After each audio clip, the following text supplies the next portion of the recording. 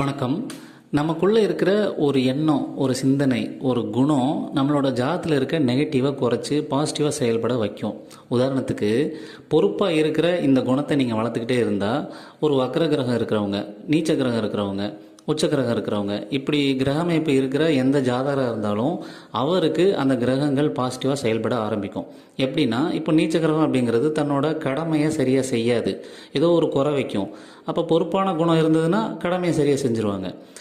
அதே மாதிரி உச்ச கிரகங்கிறது கேர்லெஸ்ஸாக இருக்கும், பொறுப்பை சரியாக செய்யாது. அப்போ பொறுப்பான குணம் நம்ம வளர்த்துக்கிட்டே இருந்தோம்னா உச்ச கிரகமும் நல்ல பலன் தரும். வக்ரகிரகங்கிறது வீம்பாக செய்யாமல் நிற்கும், இப்படி தான் செய்வேன்னு நிற்கும். அப்போ நம்ம பொறுப்பாக இருக்கிற குணம் இருந்தால் அந்த வேலையும் கரெக்டாக செஞ்சு முடிச்சுருவோம்.